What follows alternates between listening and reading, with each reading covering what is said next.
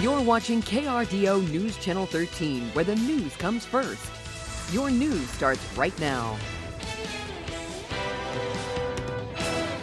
Hey, good morning, Colorado. It is 5 a.m. on Tuesday, May 11th. I'm Josh Helmuth, alongside Brynn Carman. Brynn, snow?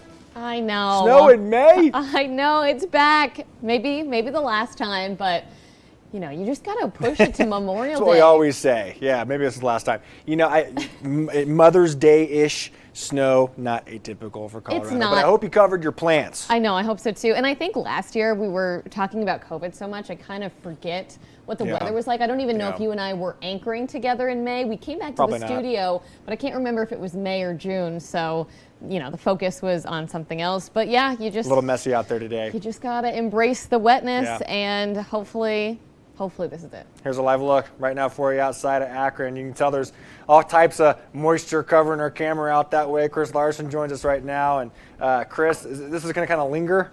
Yeah, it's going to linger. We've got another little wave of energy, which is going to roll through this afternoon, spark off a few more rain and snow showers. Now, for the most part, the roadways are just wet this morning. A lot of that snow that fell on the blacktop and the concrete, it has melted pretty quickly. We do have a coating of snow, though, on grassy areas, and do watch out for bridges and overpasses anywhere where the air circulates underneath. It can be colder, that can be slushy and maybe frozen.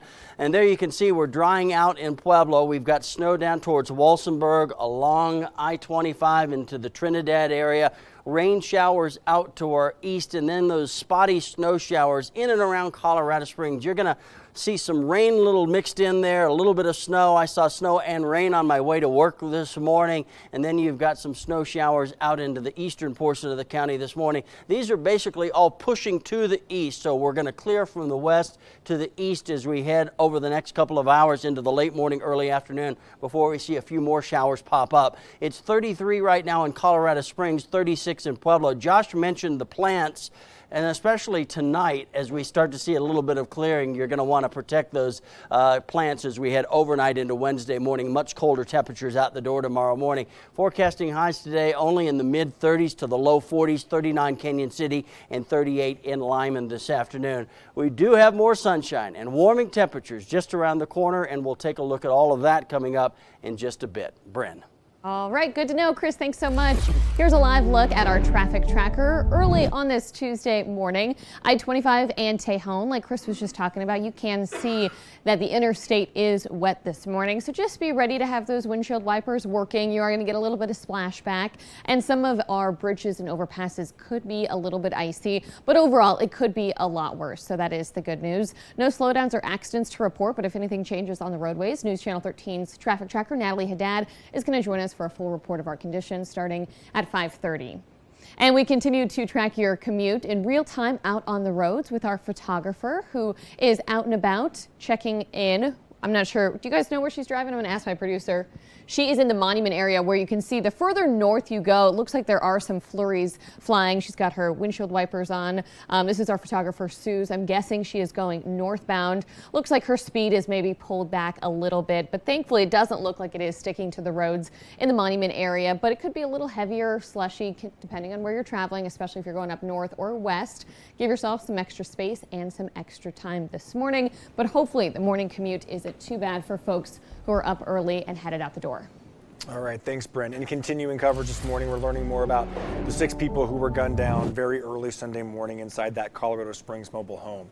KRDO News Channel 13's Villanueva is live with us this morning, but we are having some technical difficulties. I just learned this second, so we will join Mia at Canterbury Mobile Home Park, just west of the Colorado Springs Airport, in the coming minutes until we get Mia live to give us an update on what we know so far about those victims. We're going to talk about domestic violence resources, okay? If you've never heard of TESSA before, Colorado Springs Mayor John Suthers, he wants to remind everybody that those resources are available, citing organizations like TESSA. Now, TESSA supports survivors of abuse by providing a safe home, counseling, much more. For 44 years now, that nonprofit has actually helped tens of thousands of people and families find healing.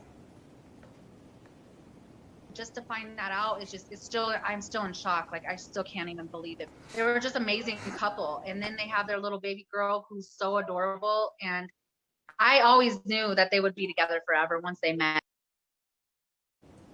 Now, we have that number for you in case you would like to know more about Tessa. They serve both El Paso and Teller counties. You can reach them 24 hours a day. Unfortunately, we do not have that number on your screen, but take note of it. It's 719-633-3819. Again, it's 719-633-3819. And on Thursday, we will partner with Tessa to help raise money to prevent domestic violence and sexual assault in our community. The funds will also help Tessa to support survivors. Join us for our Stand Strong with Survivors Tessa Telethon. That's Thursday from 7 a.m. to 7 p.m. You'll be able to help by donating over the phone or online. All right. Now we do want to talk about COVID-19 in Colorado. Let me pull up my script here really quick so we can talk about the numbers, and they are doing a little bit better. We're seeing a little bit of a plateau right now. The state reporting 230 new COVID cases in El Paso County, and Pueblo County is coming in with 36 new cases, while Teller County adds 3, Fremont County adds 17. Numbers are down slightly across the board, but as a good caution, we just want to remind people that we're waiting still on some of those tests over the weekend, so do keep in mind, but this is a little bit of a look up compared to some of the staggering numbers we were seeing last week. And this morning, kids between the ages of 12 and 15, they are approved now to get the Pfizer vaccine, according to the FDA. Tomorrow, health officials say the CDC is expected to sign off on the recommendation as soon as Thursday. Kids could start getting their doses if they're in that age group. Meanwhile, a pediatrician and infectious disease expert at Children's Hospital Colorado Springs, she wants to ease some fears parents might have. She tells us the speed at which vaccines have been approved has led many to question their safety, but there's no reason to believe anyone's cutting corners. While it may seem to be moving quickly, a lot of it is because the phases of the study are being done in parallel rather than one after the other. And all of the review of the data is very rigorous. The CDC has a meeting tomorrow on whether to approve the Pfizer vaccine for that age group, 12 to 15. In the meantime, 16 and 17-year-olds, they can already get the vaccine now as long as it's the Pfizer vaccine. Well, area vaccine clinics are making some changes thanks to today's weather. The mass vaccination site at the Colorado State Fairgrounds in Pueblo is closed today, but it will be back open from 8 to 6 tomorrow. Appointments are available, but you can also just walk up or drive up to that site and get the shot. There's a handful of other vaccine clinics in Pueblo County this week. Tomorrow, the Rawlings Library will host a clinic from 10 to 6. Pueblo West High School is also hosting a clinic tomorrow from 4 to 9. On Thursday, Rye High School will administer shots from 4 to 9. And on Friday, Central High School will host its clinic from 10 to 6. Now, walk-ups are welcome, but you can also make an appointment on primarybio.com, or you can call 882-8065. And that area code is 720. The weather is also changing the location for Manitou Springs walk-up vaccine site that is slated for tomorrow. The clinic will move to the City Hall off of Manitou Avenue instead of the Econo Lodge. More than 100 doses are going to be available. You don't need an appointment, health insurance, or an ID to get your dose. Parking is going to be free while that clinic is open. A motorcycle crash in Pueblo has now turned into a homicide investigation. We break down what we know so far about this incident that happened yesterday morning. And on a rainy and snowy morning, here's your allergy report. Trees now on the mild side, grass and weeds right now absent, and mold is on the low side. This report brought to you by Asthma and Allergy Associates. Your forecast coming up in a few minutes. Now back to our continuing coverage on what happened, that tragedy that happened very early Sunday morning here in town. We're learning more about those 6 people again who were gunned down very early Sunday morning inside that Colorado Springs mobile home. KRDO News Channel 13's Villanueva is now with us live this morning at Canterbury Mobile Home Park. That's just west of the Colorado Springs Airport. Mia, we learned more about these victims yesterday. What can you tell us this morning? Yeah, that shooting took place in this mobile home behind me here. I'm going to step out of the shot to give you a closer look. You can see that a memorial has formed now in honor of the 6 people who lost their lives. We know the identities of those 6 victims now. They were all members of a family who got together Saturday night to celebrate a pair of birthdays. These were their names and how they were related to each other. Joanna Cruz and her sons Jose Gutierrez and Melvin Perez. Also Melvin's wife Myra, along with her brother Jose and sister Sandra Ibarra. All of them were killed within seconds of each other when police say the suspect walked into the mobile home just after midnight and opened fire. Colorado Springs police say the suspected shooter appeared to have shot himself and died. A family member identified the suspect's name as Junior and says he was Sandra's boyfriend. Sandra Ibarra's Facebook also shows she was listed in a relationship with a Junior Macias. We're now hearing from friends who are still trying to cope with the loss. Just to find that out I'm still in shock. Like, I still can't even believe it. They were just amazing couple. And then they have their little baby girl who's so adorable. And I always knew that they would be together forever once they met. The concern now shifting to the children who were inside the trailer when the shooting happened. Melvin and Myra's 2-year-old daughter possibly saw her parents killed right in front of her.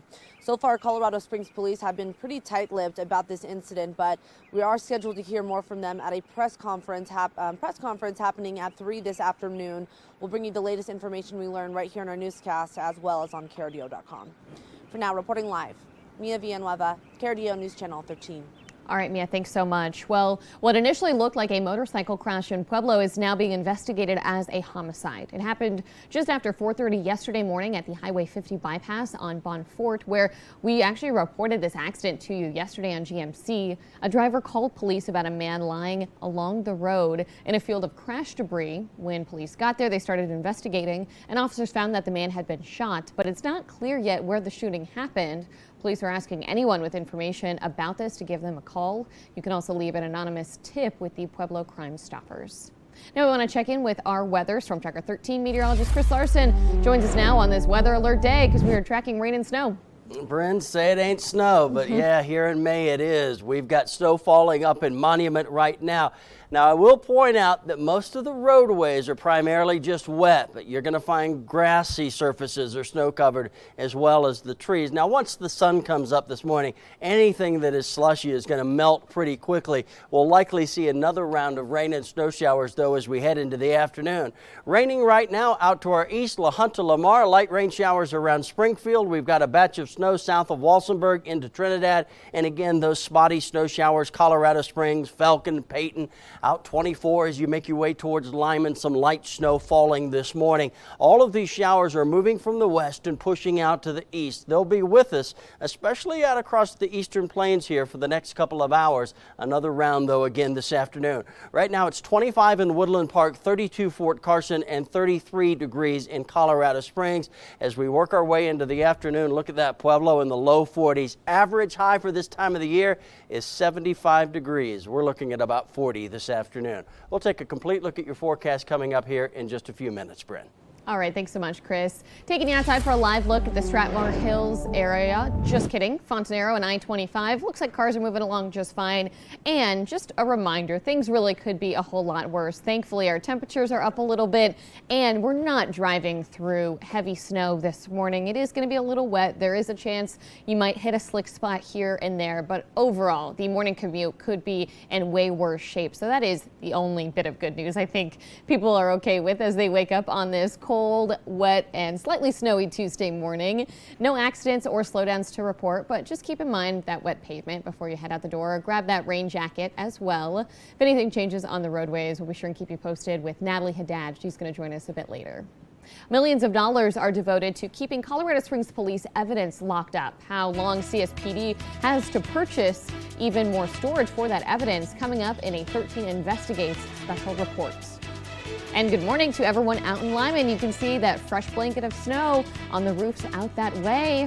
Bundle up, 33 degrees, 5:16 is the time.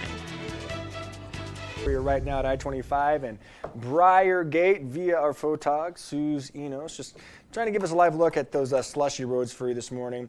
Nothing too crazy out there that we're aware of. Just make sure you drive carefully and everything should be a-okay for your commute. Yeah, it could be a whole lot worse, but we are dealing with snow and wet roads in May. And I think the biggest thing is it's cold outside. I'm all for it's a rainy spring day, but it's a pretty crisp morning. So definitely going to need those layers as you head out the door. For more on our weather, we do want to get right over to Storm Tracker 13 meteorologist Chris Larsen. And because of this, we are under a weather alert, Chris, and it really is going to impact our entire Tuesday pretty much. It is. And we talked about this yesterday afternoon, that we would keep a very close eye, that we were pretty confident that we'd see some snow in the forecast overnight. We weren't sure about the roads. Well, this morning it has been warm enough that we're primarily just on the wet side on roadways. Just as a live look at Woodland Park, you are down into the 20s, so there's a better chance that anything up there may have frozen over. Do watch out for slick roads this morning, but most of the snow is sticking to the trees and the grassy surfaces, the pavement right now, primarily just on the wet side. We're down to 26 in Leadville, 32 Canyon City. It's 32 in Lyman this morning and 35 degrees in La Junta. And as you look at the radar, we've got a mixture of rain and snow. Light snow showers here in El Paso County out into Lincoln County. Then you go south, La Junta, Lamar, Springfield. It's rain back to the west, Walsenburg, Trinidad, some light snow showers. So again, you'll see a flurry here and there, especially as you work your way up towards Monument. We've got some light snow showers right now, and most of these are kind of pushing out to the east. Highs this afternoon only in the mid 30s to the low 40s. 40 now in Pueblo, 36 Colorado Springs. That's our forecast high. 52 in Salida. It was warm yesterday and windy in Alamosa. You'll do the 60s once again with a bit more sunshine this afternoon. So there you go. Pushing out to the east is the precipitation. 9 a.m. still mostly cloudy. I think we spend the day with mainly cloudy skies, and we will see passing showers and maybe an isolated thunderstorm this afternoon. I think it's mainly just rain and snow showers and some rain showers as you go further down to the south. We'll get a bit of clearing as we head overnight. So cloudy skies, rain and snow showers today with that trough still sitting on top of us. Partly cloudy and cool coming up for your Wednesday afternoon as we go into the day on Thursday, starting to see more sunshine and a nice looking warming trend for the end of the work week. 11 p.m. tonight, you notice that we do see some breaks in the cloud cover overnight. A few scattered showers way out to the east along the border there with Kansas, and we'll continue to see more sunshine as we go into your Wednesday afternoon and evening. So we'll call it partly cloudy throughout the day on Wednesday. Overnight lows will dip down into the low 30s, mid 30s, 34 Denver, 30 in Lyman, so you may want to try to cover up any of those tender plants that have begun to bloom. And then tomorrow afternoon, we do begin a little bit of a warming trend, still below average, but we're out of the 30s and 40s and back into the 50s, close to 60, 58 in La Junta tomorrow afternoon.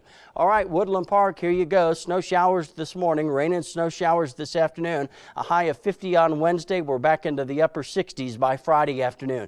Canyon City, rain showers and 40 degrees today, 58 tomorrow, 70s and 80s Thursday, Friday, and Saturday for the Pueblo area.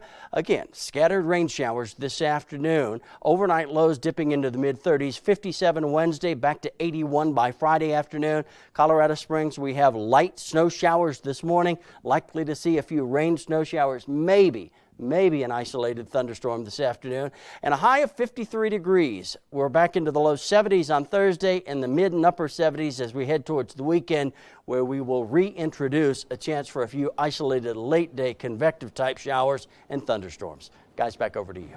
All right, thanks so much, Chris. Here's a live look right now outside for you once again.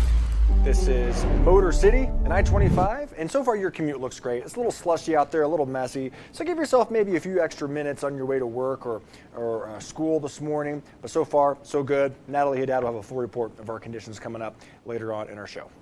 A house fire in southwest Colorado Springs isn't only being investigated as possible arson, but also now as a homicide. KRDO News Channel 13's digital anchor Willis Scott joins us with all the details we know from police. Brynn, around 5:40 last night, the Colorado Springs Fire Department responded to a house fire on West Cheyenne Road near Cascade. While putting it out, firefighters discovered a body close to the home. Colorado Springs police officers were called to investigate. West Cheyenne Road was closed between Cascade and Woodburn while police searched the area. Police didn't find anyone in or near the home after they found that body. The Violent Crimes, Homicide, and Assault Unit took control of the investigation. Right now, the death is being looked into as a homicide, but the El Paso County Coroner's Office will make the official cause and manner of death determination. This is the 16th homicide investigation of the year. CSPD investigated 18 homicides at this time last year. Anyone with information about this investigation is asked to call the Colorado Springs Police Department at 719-444-7000. Or if you want to stay anonymous, you can call the Crime Stoppers tip line at 719-634-STOP. And Pueblo police are investigating a bank robbery. It happened around 2:50 yesterday afternoon at the Wells Fargo on Hart Road. The suspect is described as a dark-skinned male, 5'8", stocky build with dark curly long hair, possibly a wig. He was wearing red sweatpants, a yellow safety vest, orange gloves, a face mask, and a beanie. You can call Detective Carly Gustin at 719-240-1341 if you have information, or to stay anonymous, contact Pueblo Crime Stoppers at 719-542-STOP. Josh and Brynn, over to you. All right, Willis, thank you. Millions of taxpayer dollars and more than 23,000 square feet are devoted to keeping Colorado Springs police evidence locked up. And in some cases, evidence is kept long after a criminal trial has concluded. So how long before CSPD has to purchase even more storage? KRDO News Channel 13 investigative reporter Lauren Barnes is tracking the cost of that evidence in this special report. Nearly everything comes with an expiration date. The vitamins you store in your medicine cabinet, even the most preserved types of food, and unfortunately, each of us. But long after a person passes, pieces of them, sometimes the very items that led to their death, live on in Colorado Springs police evidence storage. So typically the evidence that we are holding indefinitely is sex assault cases or homicide cases. Colorado law dictates how long police hold on to evidence. At a minimum, property obtained by Colorado Springs police is kept for 60 days. The more serious the crime, the longer evidence is stored. Evidence linked to misdemeanors, for instance, is kept for a year and a half. Currently we have approximately 450,000 items in our storage. That's including property and evidence. Each month we're taking in about 6,000 items of property and evidence as well. More than 1/3 of the city's 2021 budget goes toward the Colorado Springs Police Department, almost $142 million. $2 million is slated just for evidence and the impound lot where a vehicle taken into evidence in 1952 still sits today. Hopefully we won't grow out of our unit or our space for probably the next 5 to 7 years. But these are budget line items the department and the law view as non-negotiable. It really isn't about the money or anything like that. It's more about our mission in regards to helping those victims out there and ultimately seeing hopefully a good conclusion to the case where we do find justice for the victim and the family. Making room and allocating money for more evidence as long as crime continues, because it's just part of the job. And because justice never expires. In Colorado Springs, Lauren Barnes, 13 Investigates. Filming and storing more than 1 million body-worn camera videos is another cost that is expected to increase exponentially by 2023. To learn more about that, you can watch the full 13 Investigates report. Just go to our website, krdo.com. Well, May is National Foster Month, a time to honor families who are really making a big difference in the lives of children. How one former foster child is now giving back in an act of generosity.